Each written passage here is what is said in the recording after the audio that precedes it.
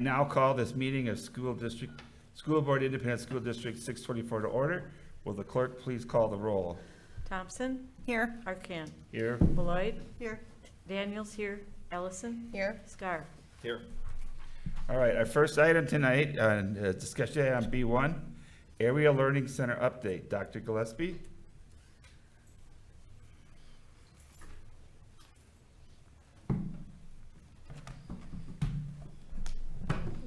Chair Arkin, members of the board, I'd like to introduce two guests that we have today. Jenny Shostin, who is the assistant principal of the Alternative Learning or Area Learning Center, and Russ Reitz, principal at our high school. Jenny's going to start for us as we update you on our Area Learning Center. Thank you. I apologize. I know I sound like a frog. We're on the struggle bus in terms of health at my house, so, but I'm on antibiotics, so I'm not contagious. Well, first of all, thank you so much for having me. It's been an awesome first year of learning for me at the Area Learning Center this year. So I'm really excited to present you with you today. Do I have it? Okay, awesome, super. So when I really think about a mission, for us at the ALC, it really defines the work that we do every day. It grounds us, and it also serves as a challenge. And so when I really look at our mission, the words that stand out are the words that I underlined there. Is it safe for our students? Are we collaborative with our students and our families and each other? Are we flexible in our grouping? Are we flexible in our credit earning opportunities? Are we flexible in the way that we address their needs and each other? Do we show up for each other in ways that show that flexibility? And so really our mission is how we show up every day. It's in the relationships that we have with each other, with families. Are we respectful and nurturing? And do we offer restorative opportunities whenever we can? Are we having an individualized approach whenever we are able to do that? Is it supportive and is it unique? It's an area learning center. We have to do things differently. And so for me, it's always thinking about, is there another way to approach this? Can we look at it from a different way? I think I'm really good at stepping back, and I think the whole team at the ALC is really good at stepping back and again looking at that whole student. One thing that I think is kind of a hallmark that I've seen, I've been in alternative ed for almost 20 years. And so one thing that I think is a hallmark is that when a student comes to the ALC, they'll say, I'm not going to stay here very long. I want to be out of here ASAP. I'm going to be gone before you even know my name. And then within a short amount of time, they're saying, I'm going to stay here. I no longer want to go back to my home school, whether that's the high school or if they're open enrolled, that they don't want to go back to their home school anymore. And so that's something that I hear time and time again in the short time that I've been at the ALC, that's been a reality that I've seen also come to life. And so for me, I think that we are living and breathing this mission. And so that's one of the ways that I can really see that we're living the vision and mission every day. So just to talk a little bit about the enrollment trends, you can see the last 5 years of data here. Last year was really an outlier in terms of enrollment.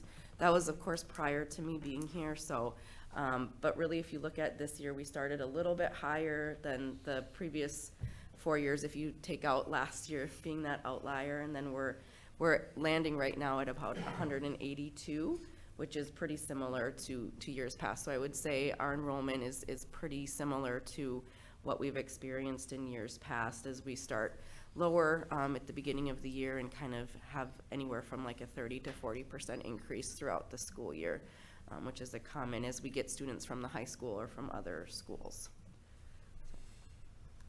All right. So there's a lot for us to celebrate at the Area Learning Center. First, of course, the graduation rates just came out, and we do have 77.5% graduation rate.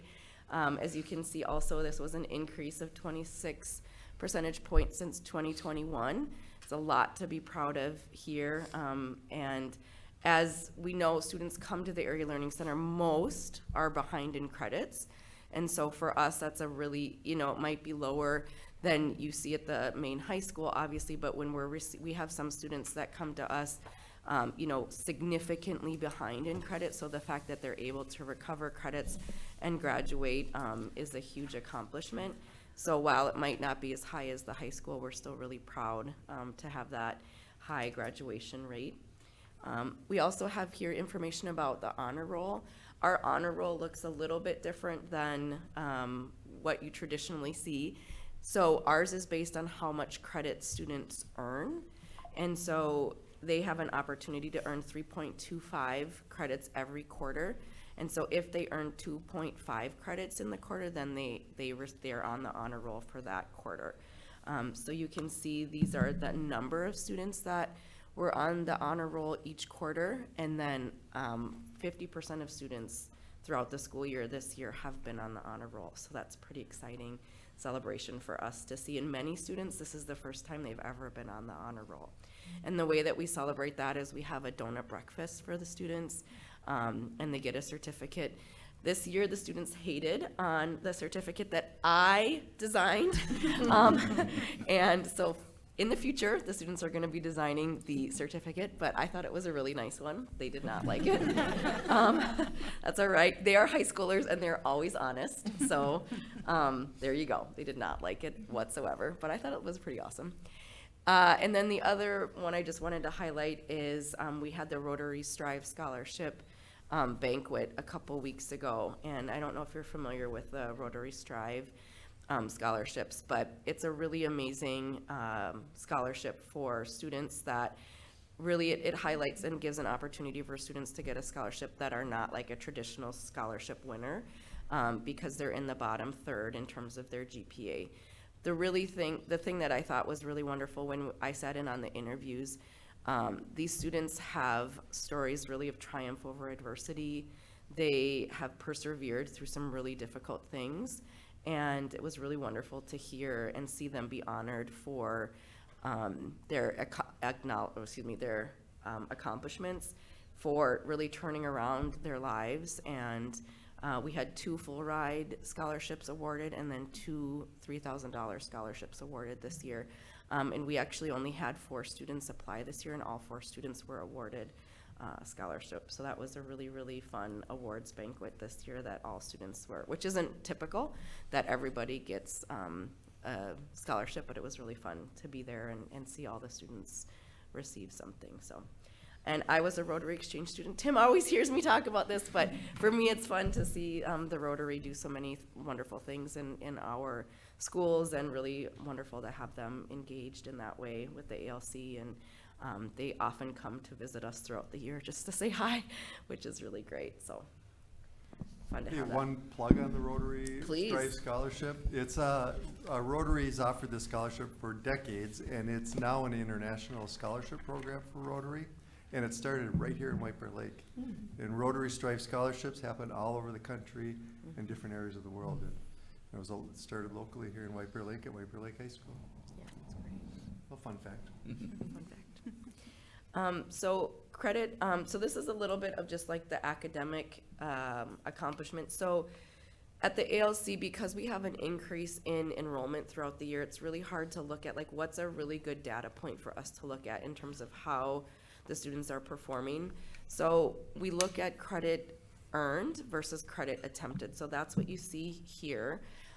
Because we have this huge increase, if you think about a 30% increase throughout the school year of our enrollment, like how can we really look at what's happening in terms of credit earning?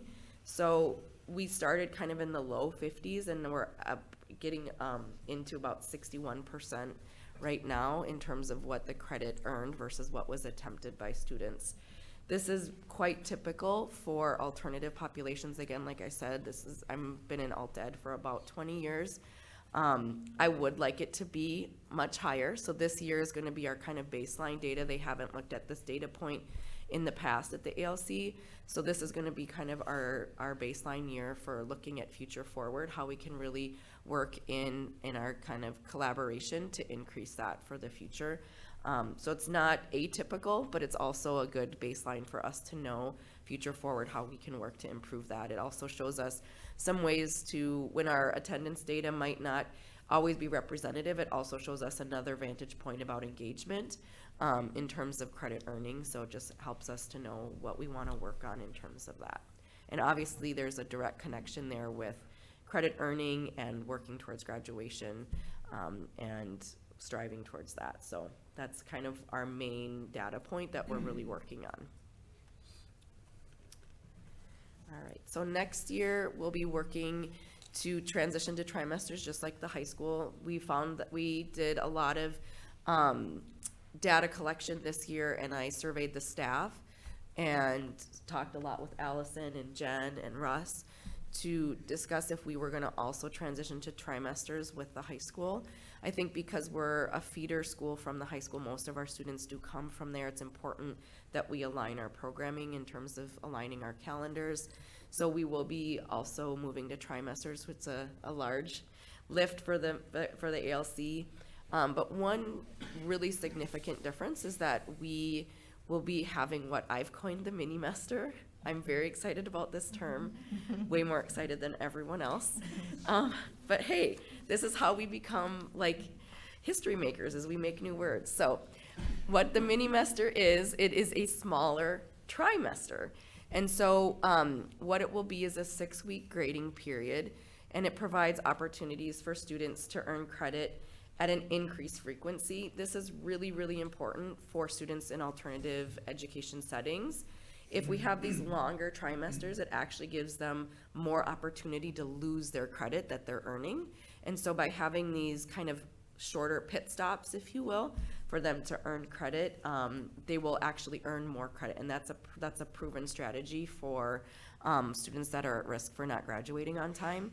Actually, in Minneapolis, when I was there back in the day, we actually did 3-week grading periods. I do not recommend that. We're not doing 3-week grading periods. So 6 weeks is a nice kind of middle ground for students and for teachers to be able to like get in, get some momentum, have that pit stop, and so there'll be 2 mini-mesters in every trimester. Okay, and teachers will be working this summer. They'll have some curriculum writing hours to continue to work on getting their curriculum ready for this trimester shift, and we've been working on that second semester also with some guidance with Jen to really get everyone ready. We've been working every other Tuesday morning as a team to get everyone ready to align their curriculum and their scope and sequence. All right, so another really important hallmark of alternative programming is really having an experiential learning. So we do a lot of opportunities for students to kind of expand the learning outside of the classroom. So you can see here some examples of field trips that we've gone on: science museums, the state capitol, the MIA. We just went to Cedar Creek in the rain, and students, of course, were very ill-dressed and were wearing shorts. So we actually had makeshift ponchos that we made out of our garbage bags. So thank you to facilities for giving us very long garbage bags that could be ponchos. We've gone to Memorial Blood Centers 3 times this year. Also trying to do lots of ways that we can do community service as well, Feed My Starving Children.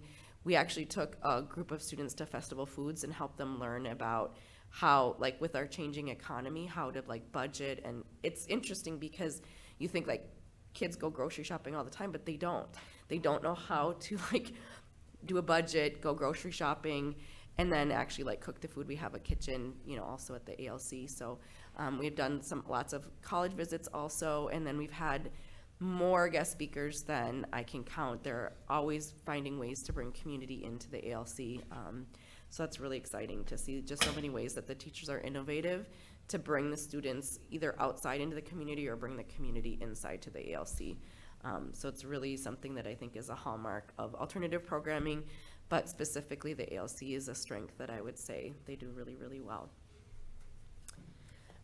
So 2 firsts for the ALC this year. We had 2 family nights, which they haven't done before. We had a bingo night.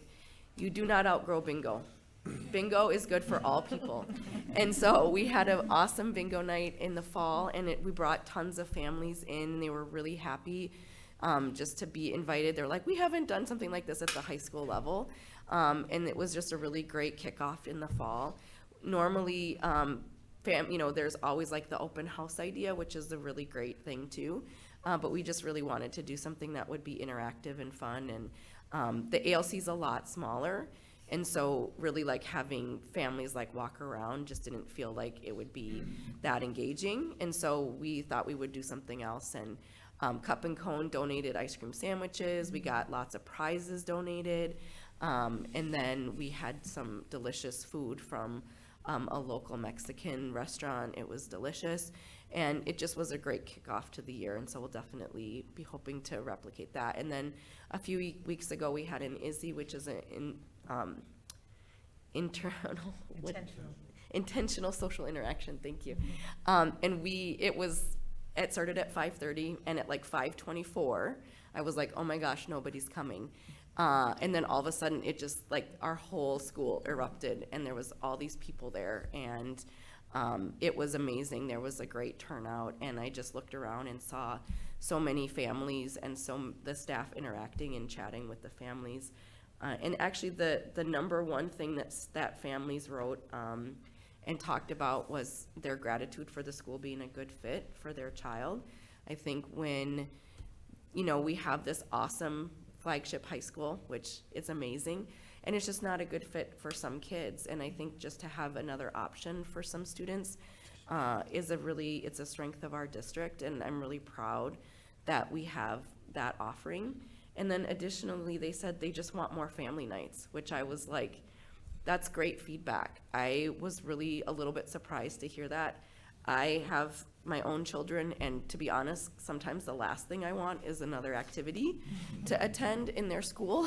And I'm an educator, and I like activities, but I'm just like, I don't want more activities. So I just was really pleased to hear that they were happy to be extended that opportunity to come and be welcomed into the school, and they just want to come more often. So another way that we engage really intentionally with families is our advisor system, which students work with the same advisor throughout their entire time at the ALC. That's their main point of contact. If a family wants to know, like, how is my child doing, they always hear it from the advisor, and they give them up-to-date information on how they're doing, and they also give them all the information about their progress towards graduation.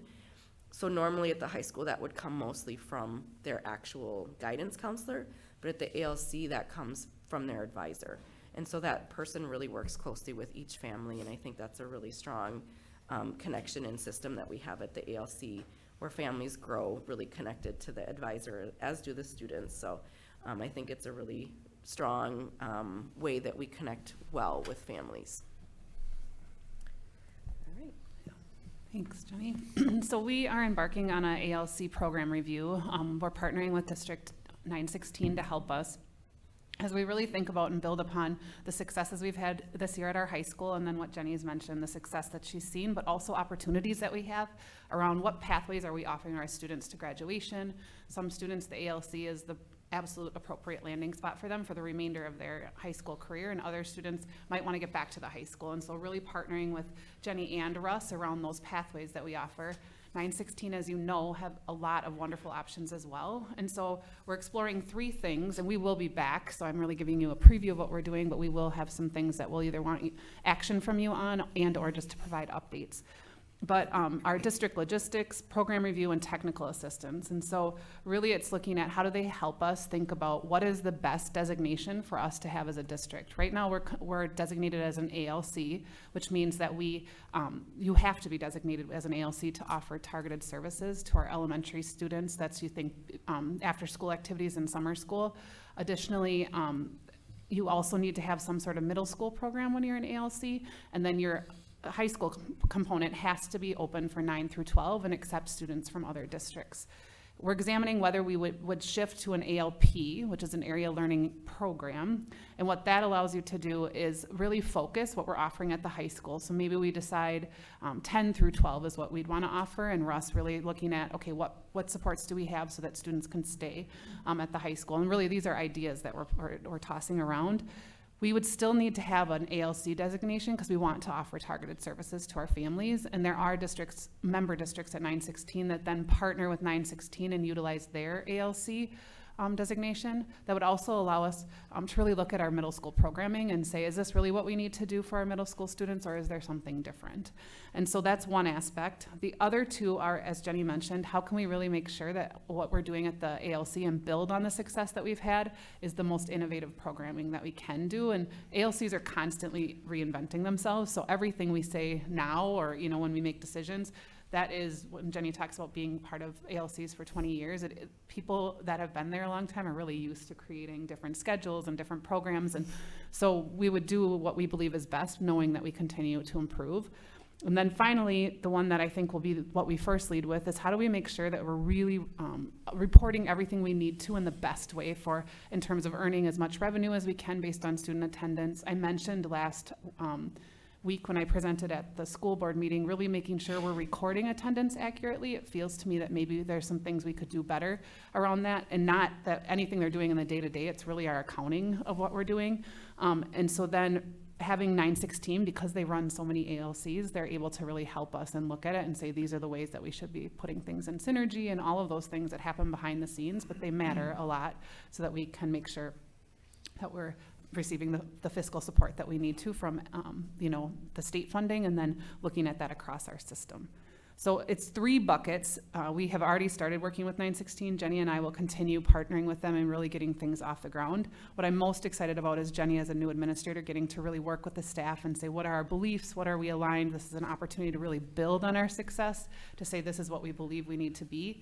And then partnering with the high school and Russ's team around, these are all the opportunities we have for kids to earn credit. We have opportunities at our high school as well. So then what ways can we help our students be successful? Did I miss anything?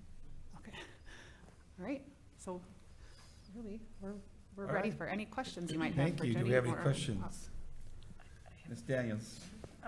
Can you explain, I sort of am familiar with some of it, but how a student would, are they self-referred, parent-referred, staff-referred? How did they get there? Yeah, it can come in a multitude of ways. I think the first way is usually a staff referral or a parent referral. But we have a referral process that usually is generated through their guidance counselor at the high school.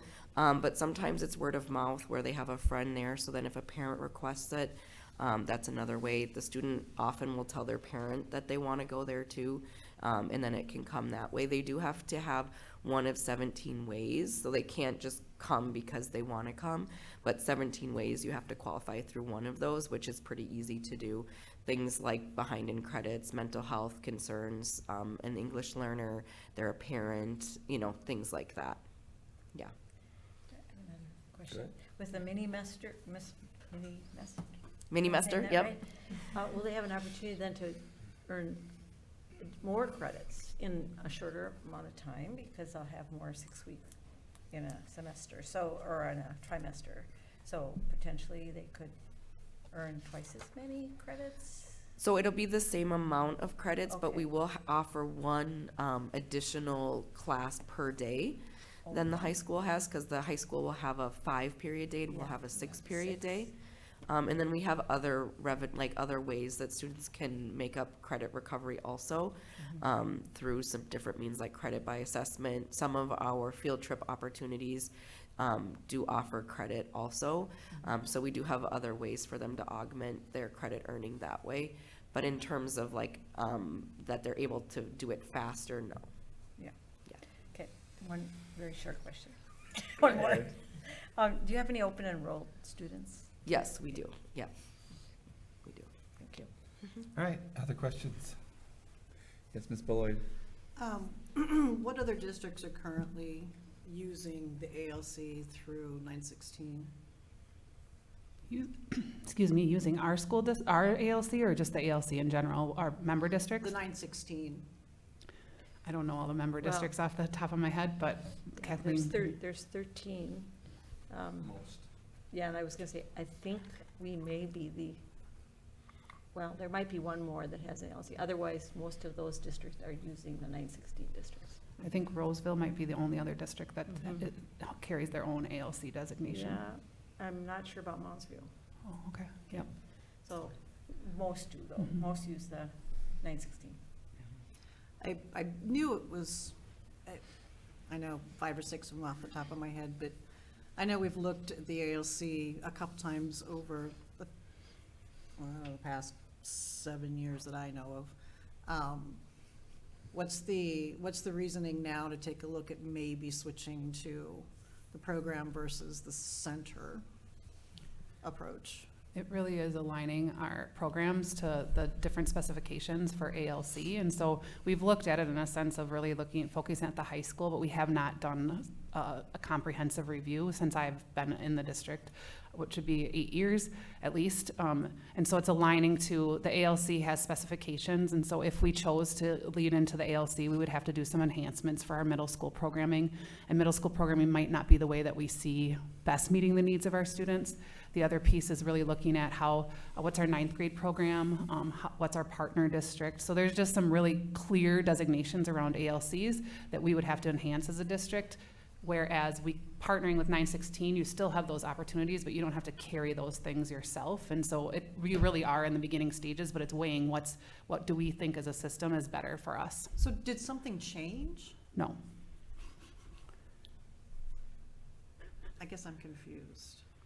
So it is just program review. So the program has been the same. The designations that they have at MDE, we would need to do things to enhance middle school, which is not abnormal. Throughout COVID, things fell off the wayside a little bit. And then having a full-blown ALC program, you have to have a full-blown middle school program, which we do not have right now. And so we would need to decide that that's something that we would want to do. And that has been the case since I've been here.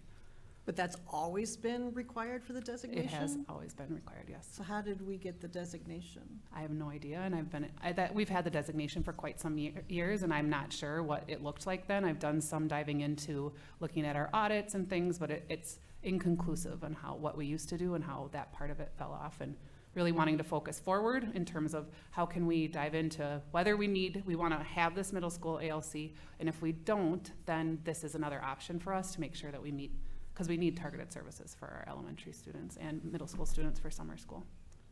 Okay. All right, thank you. Okay, thanks. Other questions? Mr. Scott? Thank you. Well, thanks for being here in the presentation. What's our capacity at the ALC for students? How many, can we take 300, 200? What's kind of a sweet spot? What's our capacity? That's a good question. Well, all students are not built the same. So one student can feel like 10, and so I think in terms of an actual number, I would say closer to 200 to 225 in terms of the regular school year. Now in summer school, we do run a larger program in the summer. And that we also have additional staff in the summer. So we have about 300 students that come in the summer. So is the building pretty full then? Yes. Okay, Yeah, in terms of physical, like space capacity, right. 300 maxes us out in terms of like the physical space capacity. So you mentioned that we have students from open enrollment from other districts. Like, do you have any idea how many? I just looked it up. Yeah. It's 25%. 25%? Yep, for last year. Thank you. Is the funding any different if you're an ALC versus an ALP, or is it the funding the same? Funding is the same. Students can generate up to 1.2 ADM, and so students who are enrolled in ALPs or ALCs can generate 20% more, which is how you do with that credit recovery or summer school, so you get additional funding that way. Okay, thank you. Thanks, I hope you feel better. Well, thank you. This is actually improved, so. Okay, Ms. Ellison? How do the students at the ALC, how do you ensure that students at the ALC have the opportunities to participate in events at the high school? I mean, sports and music and theater, how does that work? So the nice thing is that like Russ and I meet often. I also attend the admin meetings at the high school. So I think the collaboration between our buildings is really strong, and I think that's a strength that we've really worked on this year. Students, Russ, I will say, I just want to give you a shout out. Yeah. So, again, since I've worked in alternative ed for a long time, the relationship between the high school and the ALC that I'm experiencing here is very different. And I would say it's mostly because Russ really has a really singular, and when I say singular, I mean it in a positive way, attitude towards our students, because we both have the belief that all our kids are all our kids. And I really feel that from him, and I really appreciate that. And so that is our approach, that all our kids are all our kids. And so our kids are welcome at the high school for sporting events, for the Pep Fest, for all those things. And when it was time for the Pep Fest that, you know, joined the high schools, the first one in the fall, and I was like, Russ, my kids want to be there. Russ was like, yep, we don't have space for our current kids, but bring them on, you know. And he that has not been an attitude that I've always experienced. I've been in other districts where, you know, we had to like bring them in and basically had to, you know, escort them in and escort them out, and they were not very welcomed, and it felt really terrible. And that's just not Russ's approach. And so I think like us meeting and really having this belief that our White Bear kids at the ALC are White Bear kids. And I think if you have that fundamental belief, which he does and we do, then there's a need for us to worry about it, because it kind of works itself out. So students participate in sports, students participate in the things that they want to at the high school. And so anyone who wants to is welcome, and we've extended all of that. And I also get to be at the events too, just like the rest of the other APs. And so, you know, homecoming, we bonded, and, you know, I'm there just like everyone else, and the kids see me there also. So prom, I was there with my breathalyzer just like the other APs, you know, so. Yeah. Thank you. And I also just wanted to note, I appreciate the presentation, and just a note to Dr. Kuzmicek and Dr. Gillespie, I've really enjoyed having all of the buildings come and present to us this year. This is the first time we've done it like this since I've been on the board. And it's really given us a close look at what happens at the school from your lens of being there every single day. And I think that gives us a lot of good context and helps us make decisions. So I'd love it if we continued this. Yeah, that's the plan. We're back on track. If you recall, we started this pre-COVID, and then several things got derailed. That was one of them. But we're back. This will be a regular. Yeah, it's tremendously helpful and just really good for us to know what's going on in all the buildings. Yeah, the principals have really enjoyed it as well. They very much enjoy time to celebrate what they're doing and share some of their challenges, but getting FaceTime with all of you is mental to them, so thank you. Great. Thank you, Mr. Thompson. I guess I just want to circle back to the ALC, ALP piece, because I'm also a little confused. And I just want to, my understanding is that if we have an ALC, we should have an ALC that also serves our elementary and our middle school students? Middle school, not elementary. Not, okay, because you said that we needed to have an elementary piece. So elementary is targeted services, and so you have to, as a district, have an ALC designation to be able to offer targeted services at the elementary, and that is when you think of the after-school programs and summer school that we offer to kids who are getting extra help based on academics. And so that really is the elementary part of it, but in order to be able to offer that, you as a district have to have the ALC designation, so pause right there.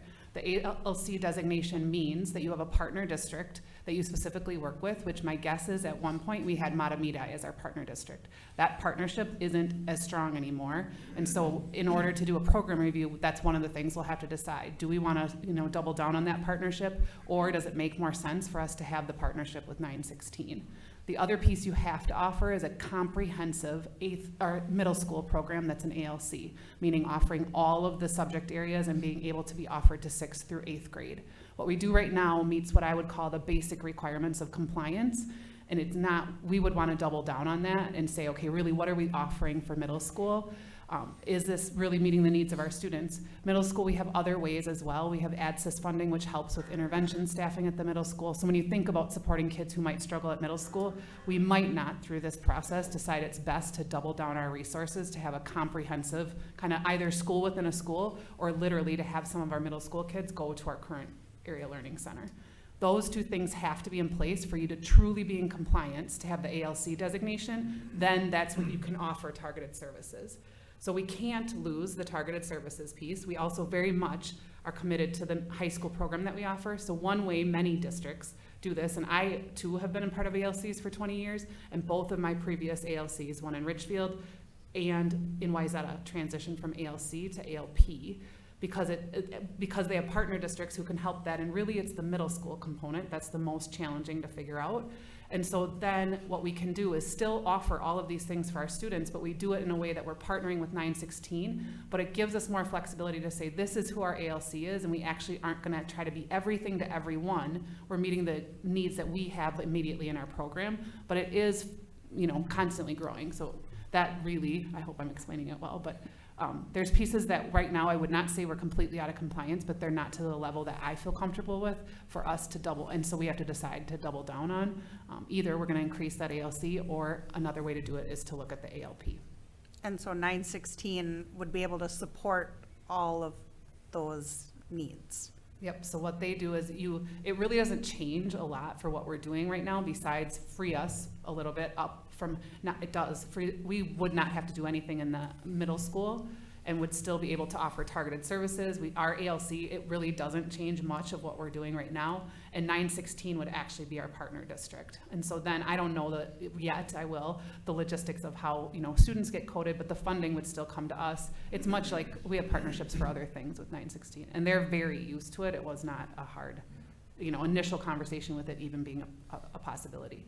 So then the middle school students who need those services would get them, but they would get them through 916? They could, yeah, but it's really uncommon for middle school kids to be transferred to area learning centers.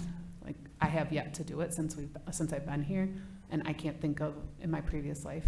They're just really uncommon to have those programs, and when they do, it's really specific needs, but most school districts, you're really trying to figure out through intervention, other supportive programs, how can we keep our middle school students in the middle schools. And when you need them to have a smaller school, you can almost always do it a little bit easier in terms of, slowing down 6th grades in a hallway as opposed to being all at the high school. So it's rare. But we would, just like we do with other situations, we can partner with 916 for a specific student's needs. Okay, thank you. Ms. Beloy? I was wondering, regarding, jumping back to sports, is the eligibility requirements, are they different for the ALC for participation, or how does that work?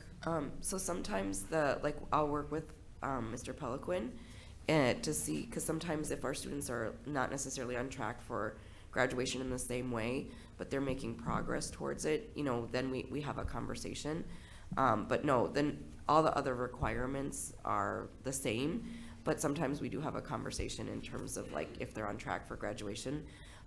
We do have conversations about that, and if they're progressing at a rate that makes sense for that student, then sometimes that particular one is looked at a little bit differently. Okay, thank you. All right, I just have a couple of questions. When we're talking about the mini-mesters, I'm assuming that the students aren't earning full credit. What it does, it allows them to get partial credit in those 6 weeks. And if something happens, sometimes a student is gone for a while, then they come back.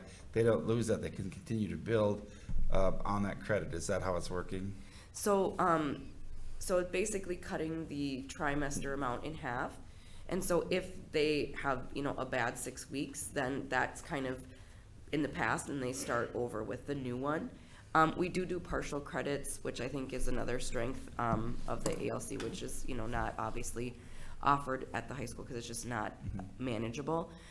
So in that case where a student is able to earn partial credit, we always do that. But it's just, again, a little bit of a shorter time for them to be able to earn credit. And if they, get off track for a little bit and they do earn some partial credit, then they would earn that part of it. But can they earn the full credit of the course in the 6 weeks or 12 Not, weeks? It's only the trimester divided in Okay. half. Yep, That's what I was wondering. Okay. yep. And then my last question is, when are you expecting to wrap up your study?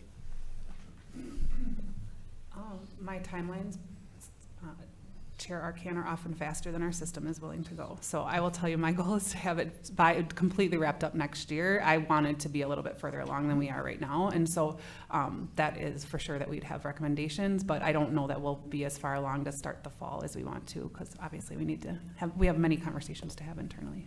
But that is what I'm shooting for. And absolutely a timeline is a timeline, and you adjust it as you Yep, go. yep, So, for well, sure. thank you very much. We appreciate the time you put in and coming to visit with us.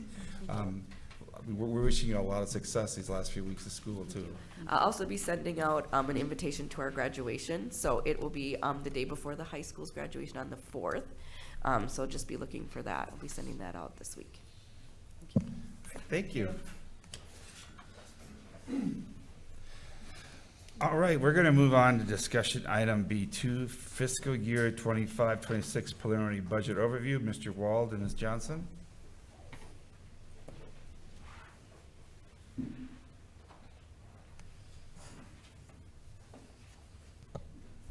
Thank you, Chair Arcan, members of the board, Dr. Kazmierczak.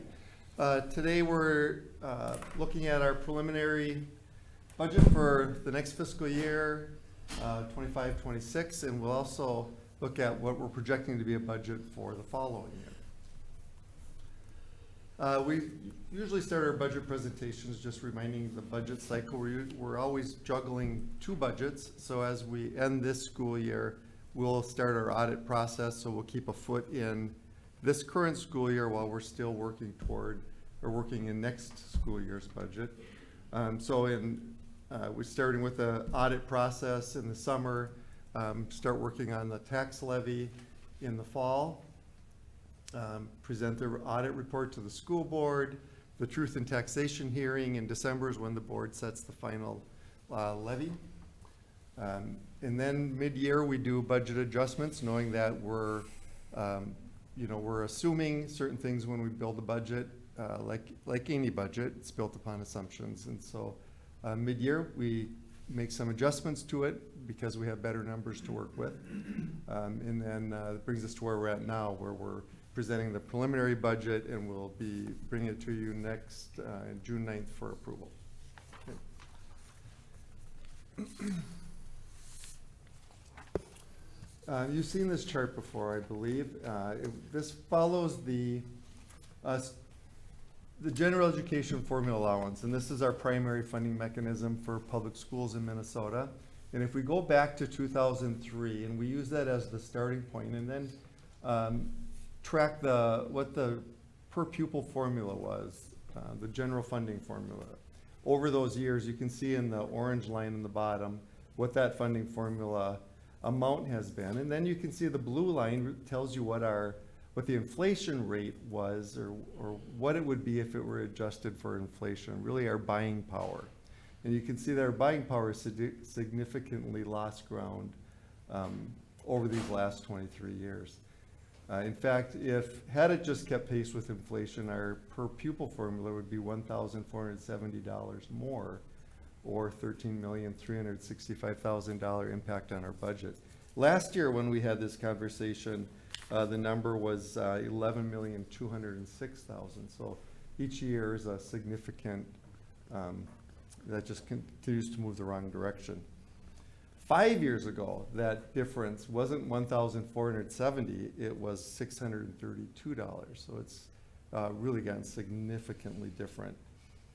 Recall that in the last biennium, the legislators passed a bill that school funding would keep pace with the rate of inflation up to 3%. And so if rate of inflation is above 3, the increase would cap at 3. That leads us into assumptions for next year's budget. Like I said, all budgets are built upon assumptions, and these are the key assumptions that our budget was built with. So from an enrollment perspective, at that 8,300 number, we're in a pretty stable period now for enrollment, and so we see that remaining pretty stable. The formula allowance was for next year will be adjusted, we believe, at 2.74% increase. So we're in pretty good shape there. The following year, we're using the number of 2.5%. It could be a little bit higher, could be a little bit lower, but we think we're probably going to be pretty close at 2.5%. Summer term unemployment. That was a bill or a program that was passed in the last legislative session, and it provides summer unemployment benefits to 9-month employees. And so the state funded it for the first few years, but their estimates of the number of employees who would claim the summer unemployment was significantly lower than the number that's actually been claiming it. And so we're not sure how that's going to play out now in this, as they bring this bill together with the Senate and the House. They bring it to committee. So we for this summer of for next summer of summer 26, it looks like the House and the Senate both are proposing funding that. And then as we go ahead to the next fiscal year, there's the House is recommending that school districts fund that, and the Senate might be in the same place. We'll know soon, but hopefully by the time we bring the budget to June 9th, we'll have a better understanding of what will happen for fiscal years 26, 27. But we've built $650,000 of expenditures into this budget to cover that if we need to. The House bill recommends sunsetting that program in fiscal year 28, and I think the Senate has a different opinion on that, so they've got a lot to work out. For paid medical family leave, or paid family medical leave, that also is a new mandate from the previous biennium. That starts on January 1st. We've budgeted in 226 and 376 over the next 2 years for that. That is funded through payroll taxes, 0.88, and the employer pays half of that, and the employee pays half of it. And so that 0.44% is reflected in the assumptions. Special ed transportation, we think that will probably be what it is up there at 95% proration. And so that's a significant budget expense for us as well. So those are our key assumptions going into next year. And Andy, you'll walk us through our budget summary.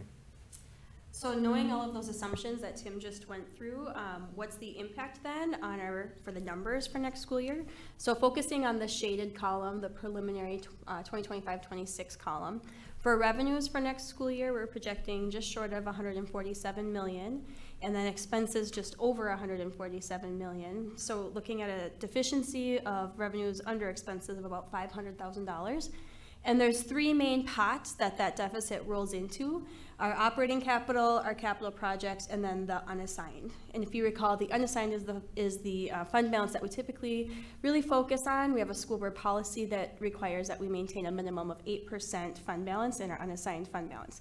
So that $500,000 deficit, $313,000 of it is going to reduce our operating capital fund balance. We're going to increase our capital projects fund balance a little bit based on some need of about $250,000. And so our unassigned, we're projecting a deficit of about $454,000 for next year. So if we look then at the bottom in the blue line, the ending fund balance for our unassigned fund balance for next school year, that these assumptions put us at about $11.4 million, which hits right at that 8% target fund balance. So feels pretty good coming into next school year. Really what this shows is that we've made a lot of budget adjustments in the past several years, and they're really coming, they're working out. They're doing what we needed them to do, and so that feels pretty good that we've done that hard work and it's done what we needed it to do.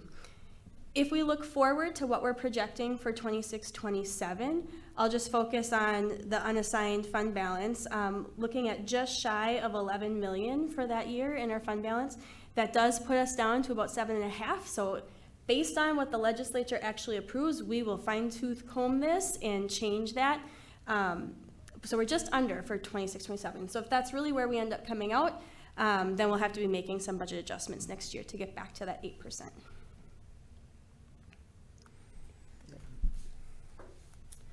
then looking at the other three funds that we need to bring to the school board for approval, our nutrition services fund, if you recall, we have free meals for all, and we're just in our second year. And so we're still having a hard time knowing exactly where everything is gonna come in. And so as we've been working with our nutrition services director, we feel that we have a conservative budget here, just because we don't have the full year of data yet for this school year. COVID was pretty nice in the nutrition services fund, so we've had a very healthy fund balance. So having these conservative numbers for the next couple of years are okay. If you look at the preliminary budget for next school year, we're projecting a deficit of about $800,000, which would put us at about 1.4 million, or 18% fund balance. We know we can't continue to maintain a deficit fund balance, and so we're working really closely with the nutrition services director to make sure we're monitoring that, and we'll make adjustments coming forward in the revised budget, and then again in the 26-27 school year. Part of what comes into play when you have a fund balance in nutritional services, you don't need to carry that large of a fund balance in nutritional services. We have some capital expenditures that qualify for nutritional services funds that we can bite off when we're dealing with some excess, things like delivery trucks. We had a delivery truck go down this year, so those types of things come in to fit that. So it looks like she's running maybe at more of a negative balance, operationally than we really are. It's just there's some capital expenditures in there that spend that down a little bit. Yep. Then in the community services fund, COVID was not so friendly to the community services folks. When you have revenue very dependent on participation, it was really tricky for them. And so we're working our way out of that deficit that we realized in the 23-24 school year. So this upcoming school year, we're projecting about $8.5 million of revenue and about 8.3 of expenses. So we're really looking to cut that deficit in half for the next school year. So coming in at about $115,000 of excess revenue, bringing the deficit in that fund balance to $115,000 as well. And we've been working really closely with Tim and the other community services folks, and we feel good about some of the budget changes that we've put into place for the upcoming school year. So feel like this is probably a little bit conservative, but appropriate for budgeting purposes for that fund. And then the debt service fund, this is the fund where we essentially pay our mortgage payments. So as we have referendum bonds that we issue, or facility maintenance bonds, all of the tax proceeds that come in to pay off that debt flows through the debt service fund. So our revenues are set by the state. We tell them what our anticipated debt payments are based on our debt payment schedules, and they set a levy equal to 105% so that we always have a little bit of extra cash to cover those needs. And then the expenditures are really just based on our debt payment schedule. And the Department of Education monitors then our ending fund balance, and as that kind of inches up, because we get that extra 5%, eventually then they have a negative adjustment to kind of get that fund balance back down.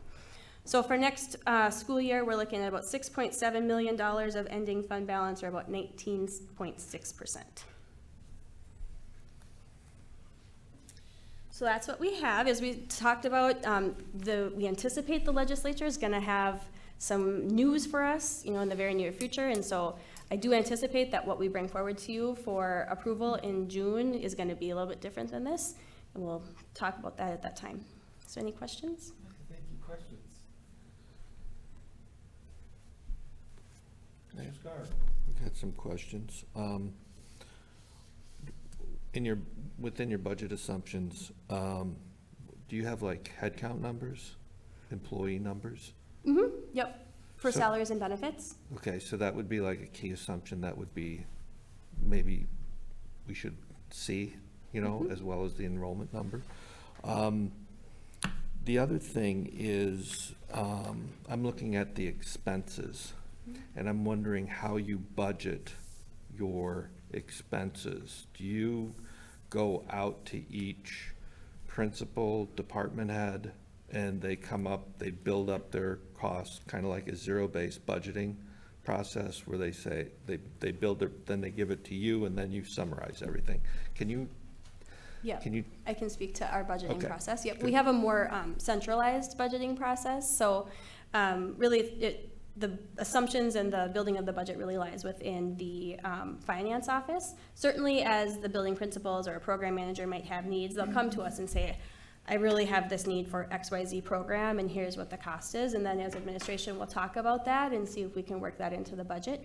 But really, it's a 20,000 line document that we comb through and make our assumptions and build that budget in that way. It generally builds off of last year's. We don't, so there are certain programs may have a more zero base, where you start at zero and you identify every single need and build that. That's not the process that we've used in the past year. I see.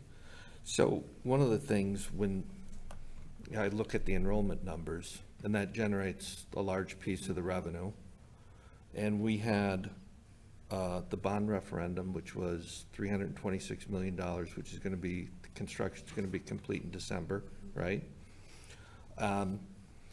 We based that referendum on 10,000 students, and we're about 20% off. So that's a miss of 65 million. If you multiply the 20% times 326 million. So, and I know I've asked Tim you this question before, but that to me is a little bit scary to have that 20% out that where we should be at 10,000, we're at 8,300. And what kind of repercussions is that gonna have, especially when I see our costs are going up, our enrollments go flat to declining. Why are expenses going up? That would be the question that I would have. Why are expenses going up in relation to declining enrollment?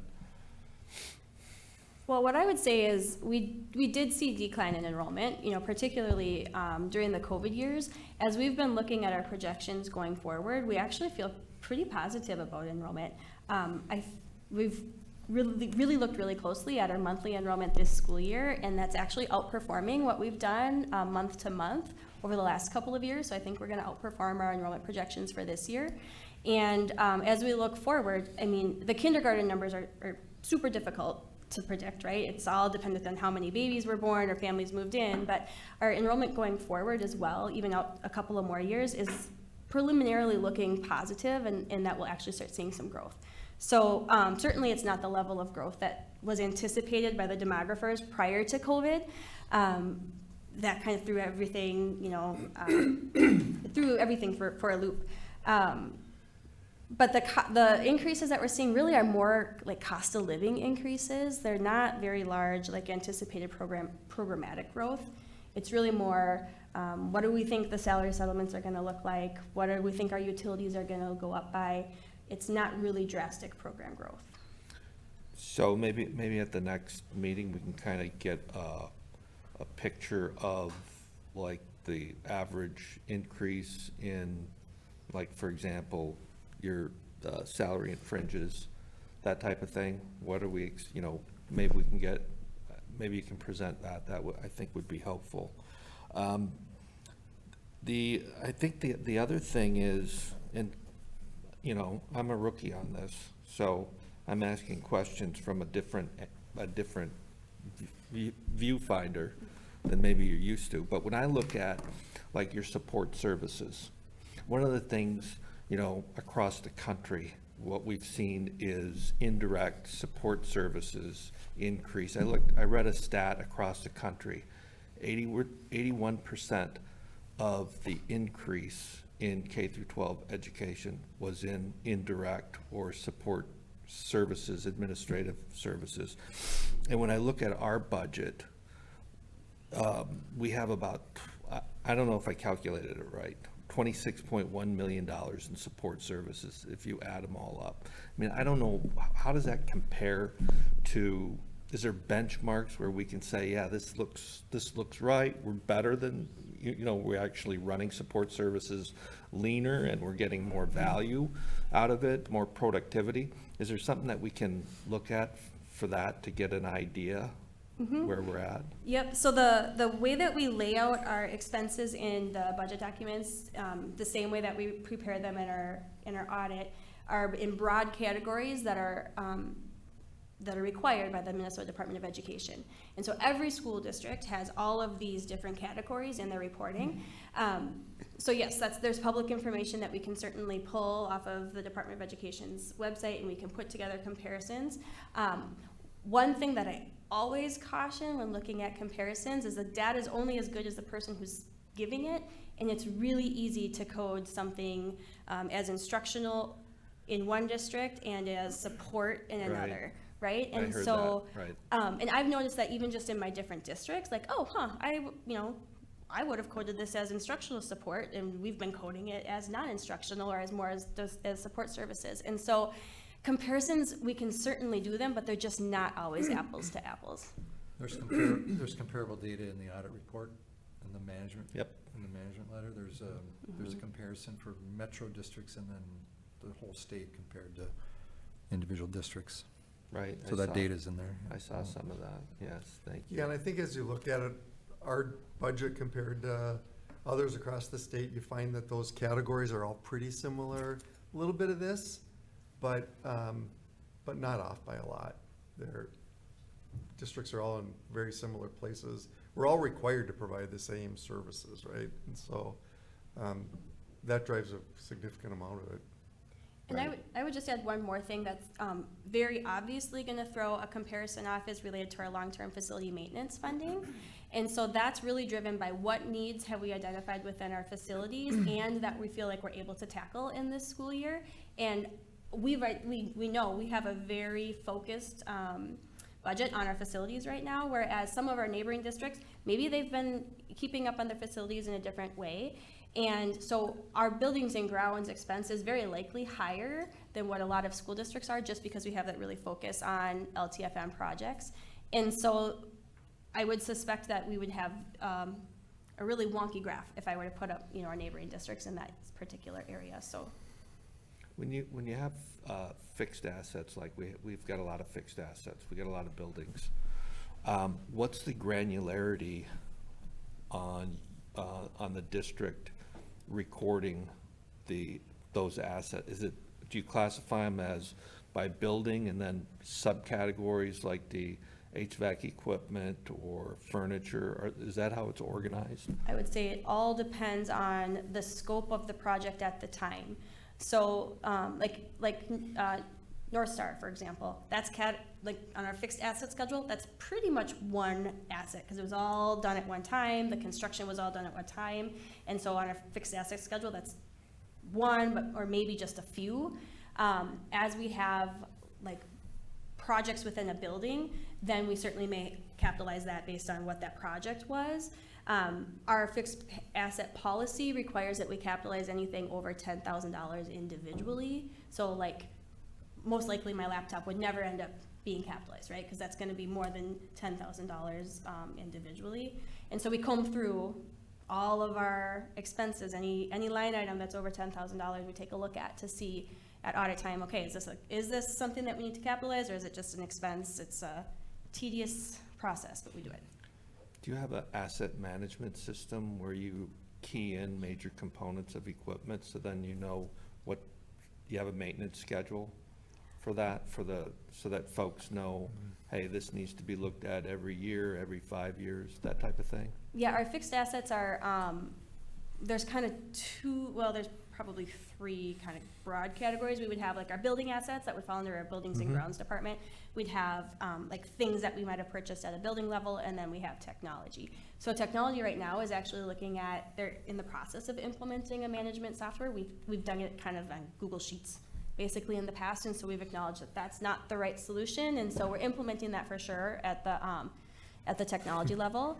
At the building level, no, really, it's, when they have the needs, they come up and we just deal with them then. And on the buildings and grounds side, it's not a system really, but it is a spreadsheet that we track kind of what do we know is coming up, and our custodial department they have an awareness of what the needs are immediately and down the road.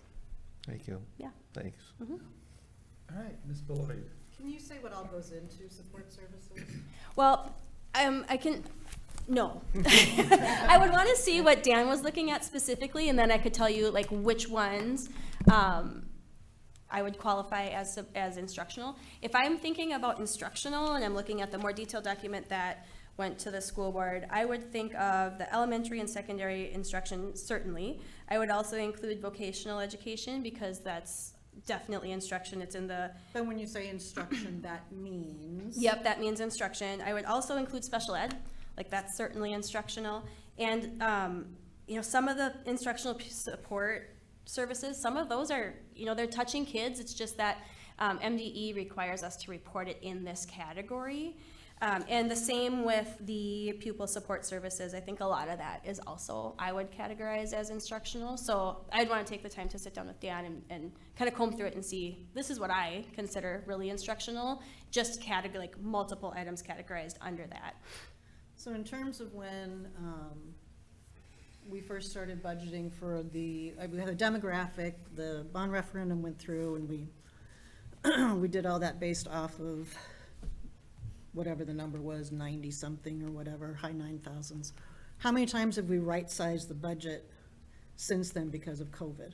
So very many, right? I think I've been here almost 5 years, and I think we've made some type of budget adjustments every year. This is the first year where we've been able to kind of feel okay about where we're at.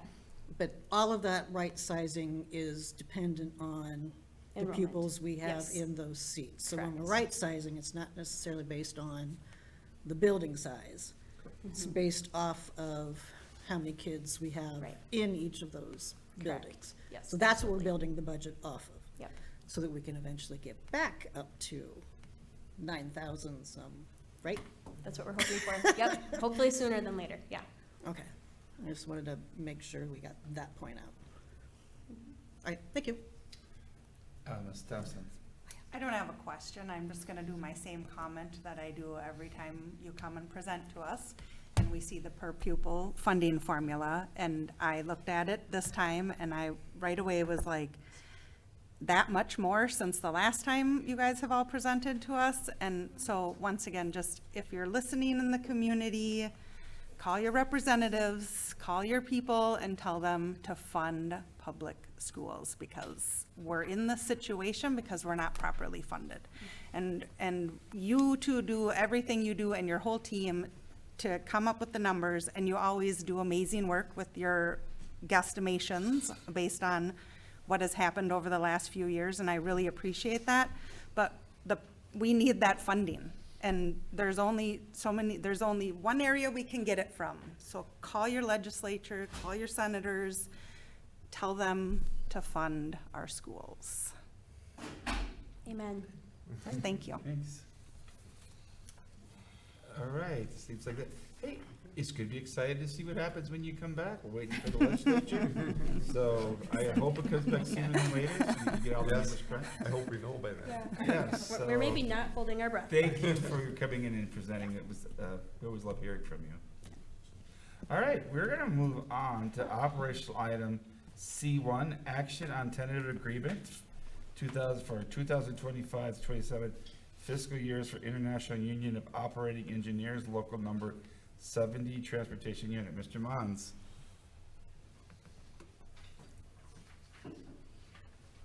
All right. Thank you very much. There we go.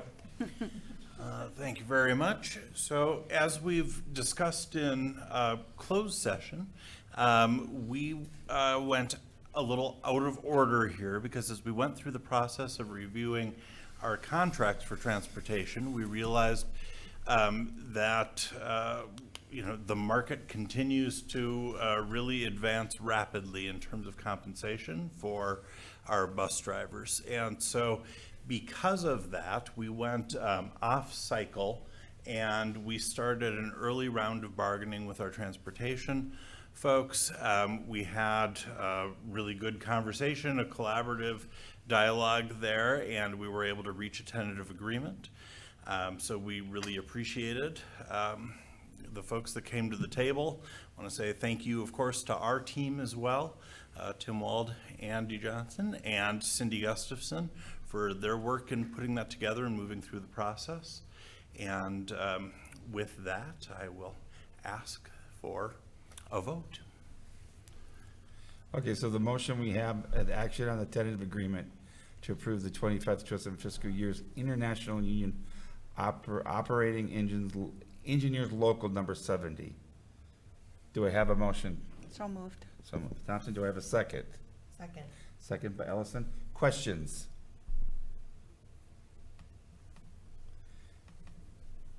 Okay, hearing none, I'll go ahead and bring this to a vote. I'll ask the clerk to call the roll. Thompson, Aye. Arcan, Aye. Daniels, aye, Ellison, Aye. Scar. Aye. Okay, the motion carries. Thank you. All right, well, we're nearing down. Can I get a motion for an adjournment? So moved. And a second? Oh, she took you out. Second. Second. All right, this will be a voice vote. All in favor, say aye. Aye. Opposed, same sign. We are now adjourned.